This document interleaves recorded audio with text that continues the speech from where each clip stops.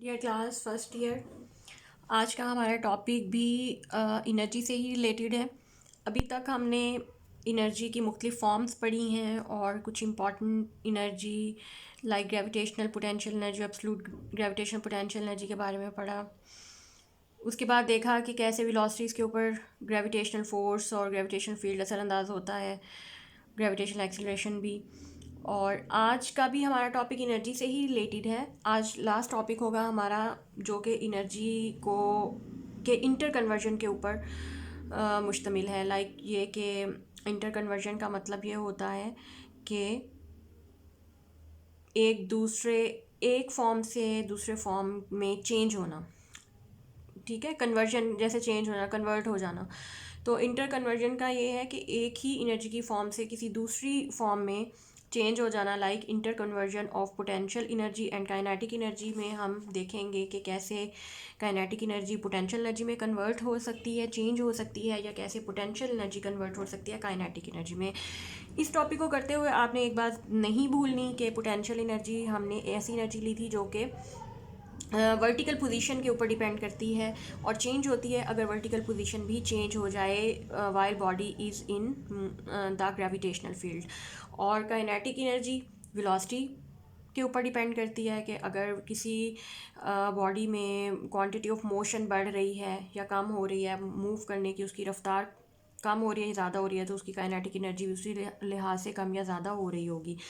तो आज का टॉपिक हम शुरू करते हैं जिसमें हम देखेंगे कि कैसे पोटेंशियल एनर्जी और काइनेटिक एनर्जी एक दूसरे में कन्वर्ट होते हैं, चेंज होते हैं। इसके लिए पहले फॉर एग्ज़ाम्पल यहाँ पे हमें एक फ़िगर बनानी होगी जिसमें मैं एक मैस m को रिप्रेजेंट कर रही हूँ और ये mass at a certain height h ground से at a certain height h place है। ये देखें कि हाइट h के ऊपर मैस एक पड़ा हुआ है। ठीक है, अब जाहिर है इसकी कोई पोटेंशियल एनर्जी होगी, जैसा कि अभी हम पीछे पोटेंशियल एनर्जी के फार्मूले पढ़ चुके हैं। तो इस पॉइंट को मैं लेट कहती हूँ, सपोज ये ए पॉइंट है।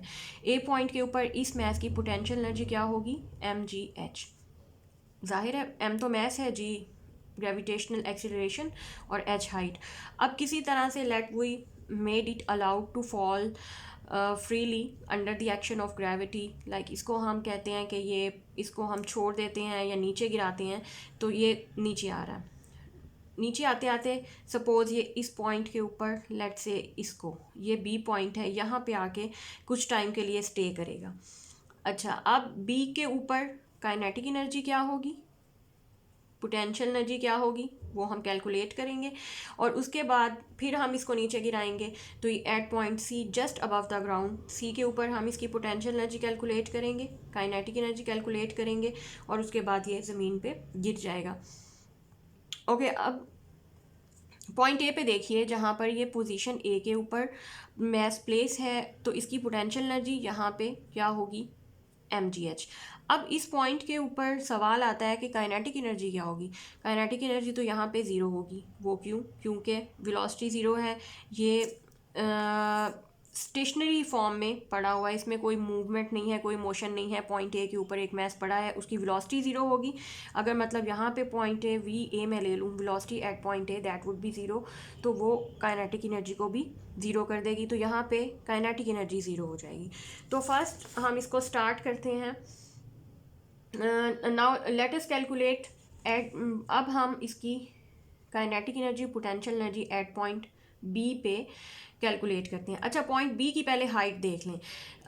लेट सपोज ये पॉइंट बी तक आते आते इसने एक्स डिस्टेंस कवर किया। ठीक है, ये एक्स डिस्टेंस।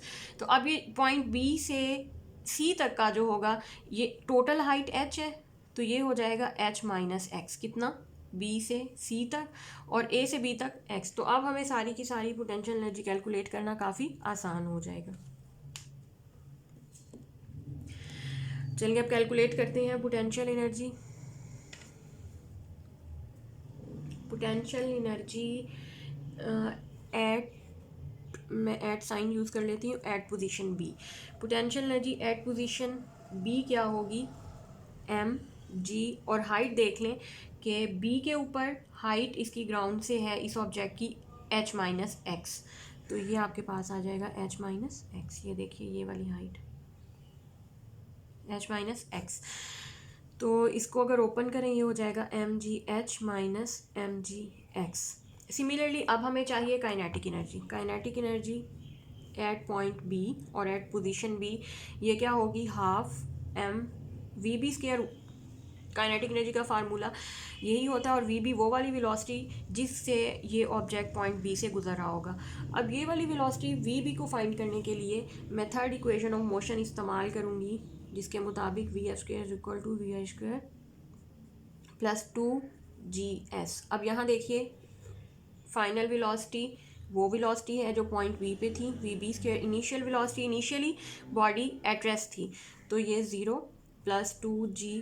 और कितना डिस्टेंस कवर किया, पॉइंट ए से बी तक आने में x डिस्टेंस कवर हुआ, तो ये मेरे पास आ गया V B square is equal to 2G x। अब मैं इस वेलोसिटी को यहाँ पुट करूँगी, half M V B square की बजाय मैं पुट करूँगी 2GX, 2 से 2 कैंसिल, तो ये मेरे पास आ जाएगा mgx। अब पॉइंट बी के ऊपर देखिए, पहले पॉइंट ए के ऊपर हमने potential energy kinetic energy calculate कर ली, उसके बाद पॉइंट बी के ऊपर हमने, यहाँ पे मैं लिख देती हूँ क्योंकि हमारे पास at point A total energy better होगा लिखना, total energy at point A. ये देखिए क्या था, पोटेंशियल एनर्जी mgh, काइनेटिक 0, तो टोटल एनर्जी क्या बनी mgh, पॉइंट ए पे है। अच्छा, अब टोटल एनर्जी हम कैलकुलेट करते हैं एट पॉइंट बी। सही नज़र आ रहा है टोटल एनर्जी, एक minute,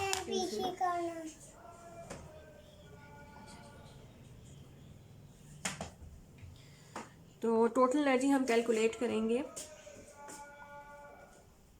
eight point B, that would be equal to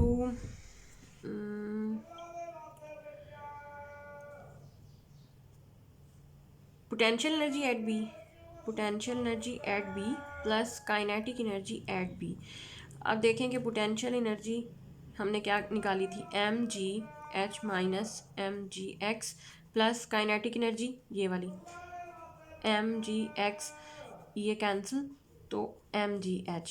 इसको इक्वेशन 2 कर देते हैं और इसको 1 से कंपेयर करें तो आपको पता चलेगा कि potential energy, total energy point A के ऊपर और टोटल एनर्जी पॉइंट बी के ऊपर भी सेम है। अब हम पॉइंट सी के ऊपर टोटल एनर्जी कैलकुलेट करेंगे, और वो कैसे, पहले अलग अलग हम कैलकुलेट कर लेंगे पोटेंशियल एनर्जी और काइनेटिक एनर्जी, उसके बाद उसको ऐड कर देंगे।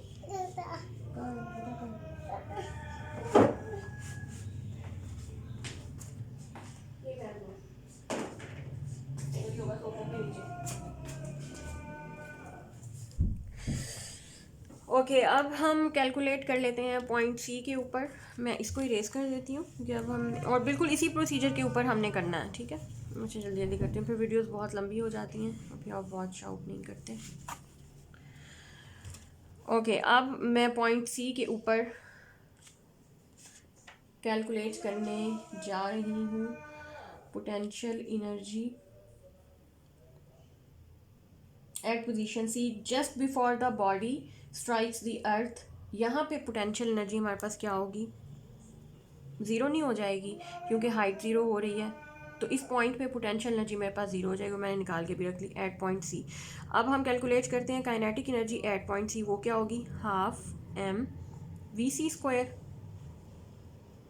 यही होगी ना, half M V C square. V C, इसको इक्वेशन का कोई नाम दे लें क्योंकि वी सी स्क्वायर हमारे पास नहीं है। We have to find the value of V C square by using third equation of motion. V C square मेरे पास किसके बराबर हो जाएगा, V C square is equal to, ये इसका मैं V F square is equal to V I square plus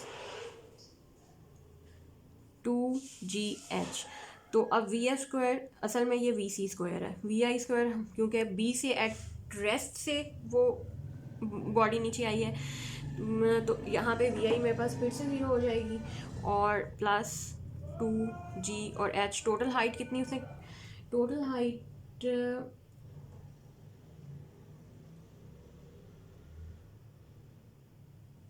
अब तक टोटल हाइट कितनी हो चुकी है, H हाइट वो मूव कर चुकी है, कवर कर चुकी है, तो हाँ हम इसको लिखेंगे V C square is equal to 2GH।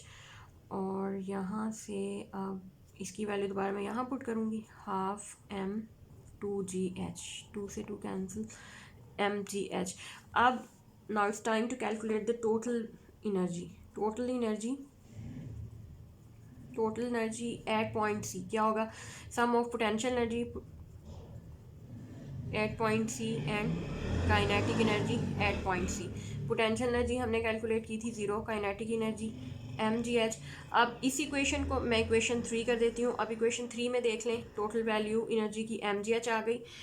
2 में देख लें mgh है, और 1 जो है सबसे ऊपर, आपको नज़र आ रहा है, नहीं नज़र आ रहा, 1 में देख लें, यहाँ पे भी आपके पास mgh है। इक्वेशन 1 में भी, 2 में भी, 3 में भी, सब में आपके पास mgh आ रहा है। तो इसका मतलब है कि इस पूरे प्रोसीजर में, इस पूरे प्रोसेस में, जिसमें एक बॉडी को पोजीशन H से हमने नीचे की तरफ गिराया और ग्राउंड तक आते आते, इस पूरे अमल में अकॉर्डिंग टू लॉ, जैसे कि law of conservation of energy में ये कहता है कि एनर्जी ना तो कहीं लॉस्ट होती है, ना कहीं से गेन होती है, बल्कि एक फॉर्म से दूसरी फॉर्म में कन्वर्ट होती है। तो यहाँ पे वही एग्जांपल हमें पूरी उतरती हुई नज़र आ रही है कि मैस पोजीशन ए के ऊपर पोटेंशियल एनर्जी थी, तो जब बॉडी मूव करना शुरू हुई तो वो उसके पूरे कोर्स में, पूरे रास्ते में पोटेंशियल एनर्जी कन्वर्ट होती गई काइनेटिक एनर्जी में। ऐसा क्यों हुआ, क्योंकि जैसे ही मैस नीचे की तरफ आता है, उस पर ड्यू टू ग्रेविटेशनल एक्सीलरेशन उसकी वेलोसिटी चेंज होती है। पूरी इस मोशन में वेलोसिटी कांस्टेंट नहीं रहती, बल्कि जैसे जैसे वो नीचे की तरफ आता है वेलोसिटी बढ़ती जाती है, तावक्त ये कि बिफोर स्ट्राइकिंग द ग्राउंड एक ऐसा पॉइंट आता है जहाँ पे उसकी वेलोसिटी मैक्सिमम होती है, और वहाँ पे सारी की सारी जो एनर्जी होती है वो काइनेटिक एनर्जी होती है, और उसके बाद वो ग्राउंड के साथ टकरा जाता है। तो फिर वो उसके बाद हमारी एनर्जी तीनों पॉइंट्स के ऊपर कांस्टेंट होती है सारी की सारी। तो जितनी एनर्जी वो लूज़ करता है वो सारी की सारी काइनेटिक एनर्जी में भी उसके पास मौजूद होती है। तो बेसिकली कोई भी एनर्जी लॉस नहीं होती। अच्छा, अब ये प्रोसीजर हमने इस तब तक किया जब तक कि हमारे पास कोई भी, हमने कंसीडर किया कि हवा की कोई भी एयर फ्रिक्शन नहीं है या कोई और फ्रिक्शनल फोर्स जो है वो नहीं लग रही। ठीक है, अब क्या होगा कि अब हम कंसीडर करते हैं कि for example there is a frictional force present. अगर फ्रिक्शनल फोर्स भी मौजूद हो तो तब क्या होगा, तब हम वर्क डन कैसे कैलकुलेट करेंगे। अगर, क्योंकि फोर्स ऑफ फ्रिक्शन भी लग रही होगी और कुछ वर्क, कुछ पोटेंशियल एनर्जी या कुछ वर्क उस पे भी ओवरकम करने पे आ रहा होगा, या उसके अगेंस्ट भी कुछ वर्क जो है वो हो रहा होगा। तो हम ये लिख सकते हैं पोटेंशियल एनर्जी जितनी होगी mgh, और कुछ ये वर्क करेगी इस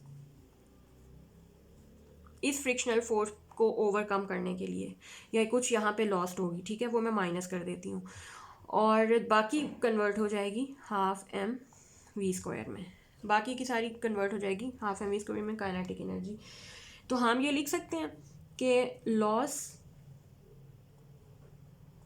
of potential energy is equal to gain in kinetic energy.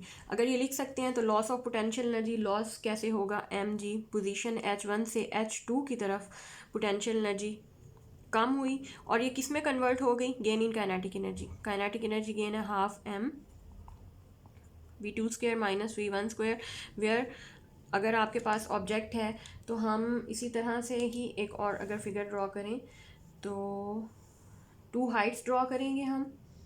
Suppose यहाँ पे ऑब्जेक्ट है तो यहाँ तक हाइट h1 है, और उसके बाद during its course of motion ये हाइट को चेंज करता है, तो ये h2 हो जाती है, और ये मैस m, और यहाँ पे इसकी वेलोसिटी v2 होगी, इस पोजीशन पे इसकी वेलोसिटी v1 होगी।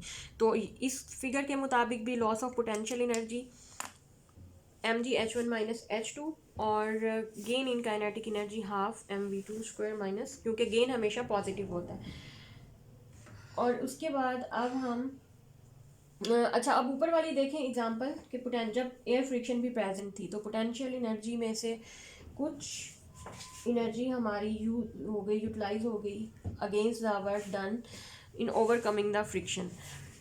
तो अब हम इसको, अब कंप्लीट हम इसका जो रिज़ल्ट है वो ये लिख सकते हैं कि पोटेंशियल एनर्जी क्या थी हमारे पास mgh माइनस कुछ एनर्जी फ्रिक्शनल फोर्स के अगेंस्ट वर्क किया उस पर यूटिलाइज हो गई और बाकी जो है वो कन्वर्ट हो गई पोटेंशियल एनर्जी में।